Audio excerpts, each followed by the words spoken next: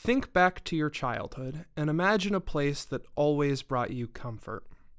A place that, no matter how hard life would get, you could always come back to. For me, that place was Princess Peach's castle.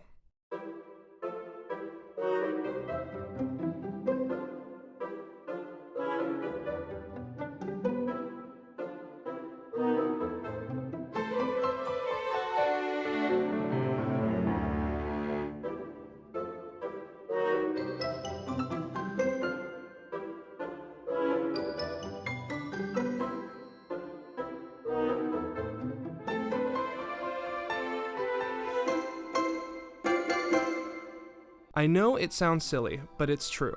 No matter how often life got down, no matter how often I felt alone, Mario 64, and by extension, Peach's Castle, was always a place I could turn to when things were rough. Today, I want to try to figure out why that is. My search started with Yifu Tuan's Space and Place, the Perspective of Experience, where I found the quote, "Human beings live in environments of their own construction rather than simply in nature, and materials available to the human builder vary, however slightly, in time and place, forcing him to think, adjust, innovate." This brilliantly applies to the charm I enjoy in Peach's Castle. Super Mario 64 is an old game. As much as it pains many a soul to say it, 1996 was a long time ago in the world of gaming.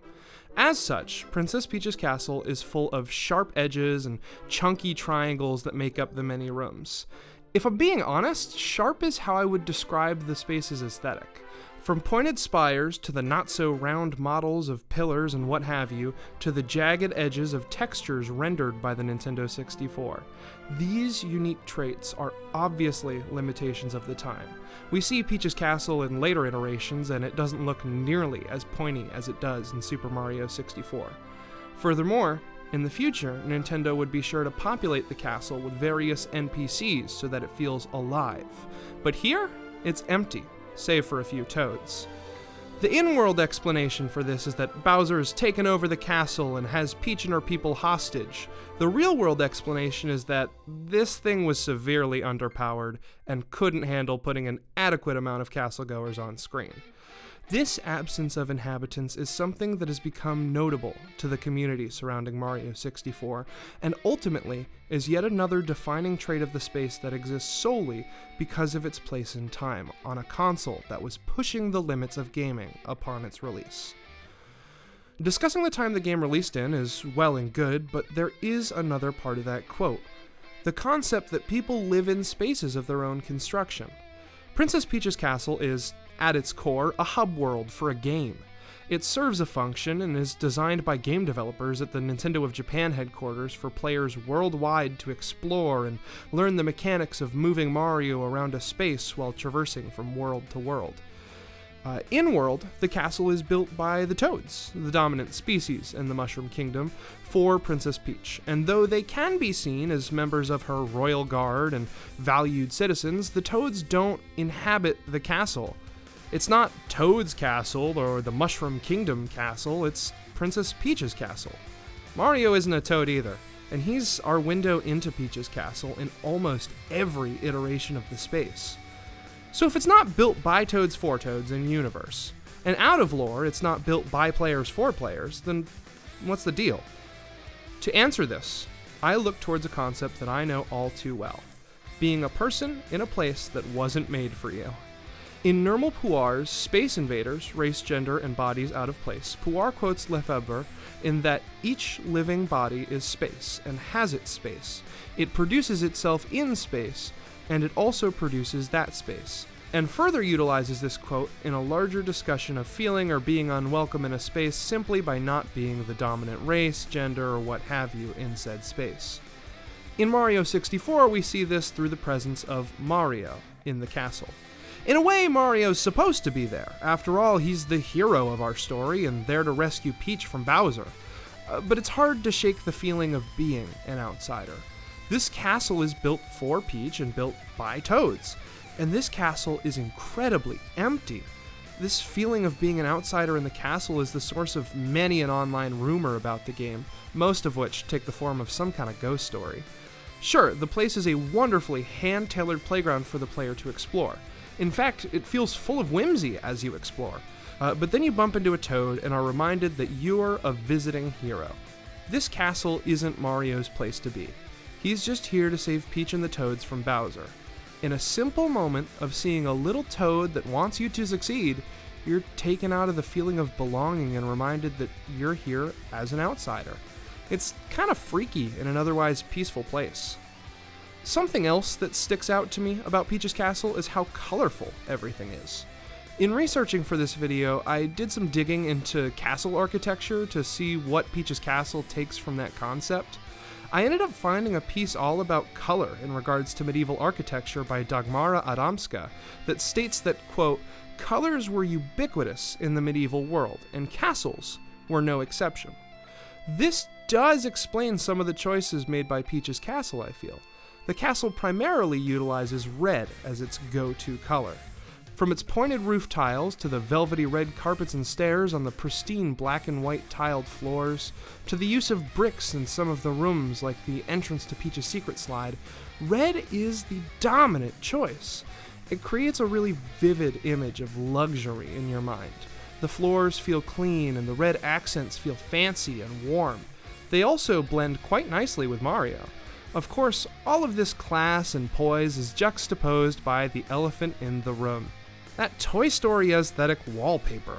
The clouds and hills on the walls like a mural that coats every inch of the space. It not only captures the whimsy of the Mushroom Kingdom with the mural containing common sights of the kingdom, but also creates an atmosphere of playfulness and whimsy that encourages the player to try new moves and experiment, to imagine and to play in the space so that they can better engage with the game as time goes on. It keeps the friendly Peach's Castle from feeling like the dangerous and dingy Bowser's Castle, despite the circumstance of invasion. It's a use of color and pattern that I really enjoy. What's been covered thus far is a great analysis of the space, but I feel like we've strayed from the initial concept. What makes Peach's Castle so special? I mean, plenty of platformers with awesome hub worlds have come out since Mario 64's release. Banjo-Kazooie, Spyro the Dragon, A Hat in Time, even in the same franchise with games like Mario Galaxy. To answer this, I turned to research more oriented on the game itself, and found the essay Super Mario 64, an exercise on freedom and style, in which Francisco Suki states, Super Mario 64, in true Nintendo fashion, came with the system. But it didn't just come with the system, it was the system. Concept and execution, means and end married in one cartridge full of magic. This touches upon one of the things that truly made Mario 64 special. It was the first of its kind and set the tone not only for the 3D platformer genre, but the Nintendo 64 system as a whole. To that end, the success of the Nintendo 64 rode on the shoulders of Super Mario 64 and the team behind it. Of course, in hindsight, we see how much of a smash hit Mario 64 was, but at the time, one can only imagine the pressure Shigeru Miyamoto and his team were under to make Mario's first jump into 3 dimensions a success. In a roundtable developer interview featured in the Super Mario 64 strategy guide, Miyamoto recounts that, quote, one of our big development themes was letting the players move Mario around the way they wanted. We wanted to make a game where just moving Mario around was fun. A philosophy that can be seen in every aspect of the game that we received on launch day in 1996. Super Mario 64 was tested among children to ensure that even if the player had no idea what they were doing, they could still have fun jumping around the world as Mario. It's this prioritization of fun that I believe is the reason that Super Mario 64 has the staying power it does, and as such, Princess Peach's Castle has become such an iconic and memorable symbol of the Mushroom Kingdom and the Super Mario franchise as a whole. It represents the memories of players everywhere, full of fun and whimsy the first time they explored within its walls, and continues to create those feelings in generations to come. Young gamers everywhere have gotten their first taste of gaming and its many joys under the roof of Princess Peach's Castle. And of course, one of those gamers was me. Super Mario 64 was a fundamental piece of my childhood. I often say the game helped raise me. Some of my earliest memories involve the game and its many quirks. It's the game that made me love the Mario franchise, the game that taught me my love for platforming, the game that introduced me to speedrunning, and the game that did a million other things for me.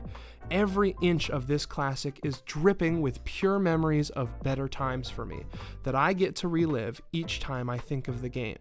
And better yet, each time I play it, I get the opportunity to make new memories that I'll carry with me for a lifetime to come.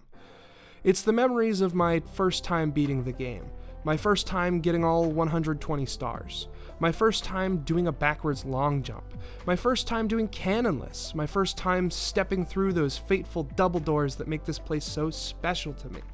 Whether I was experiencing the normal woes of being a young kid, the struggles of being disabled in a world that doesn't accommodate me, or stressed about the future ahead of me as a trans woman in a world where my rights are under fire, I could and can always turn to Super Mario 64 to make me feel safe and at home in the worst of situations. It's no coincidence that I've 100%ed this game 9 times now. Sure, I continue to play new and awesome games that I love so very dearly, but deep down, there's only one game that I can talk about like it just came out yesterday, no matter the time. There's only one game that I can endlessly listen to almost 30 years worth of thoughts and commentary on without any fatigue. Only one game that I can speedrun day in and day out with satisfaction. Only one game that can make me feel at home when the world feels so cold. Super Mario 64 taught me what it means to love a game, and Princess Peach's Castle taught me what it feels like to be home. I hope with all my heart that the castle can continue to be the space for others that it has been for me, and I hope that everybody watching this video has a Peach's Castle of their own. And to everyone who holds the castle close to their heart like myself, we're connected through space and time by our mutual love of this place. I may not know you, but I know that I love the place that you love, and that makes us friends in my book. Thank you for letting me share what makes Princess Peach's Castle so special to me. Maybe next time you can share your stories of the castle with me.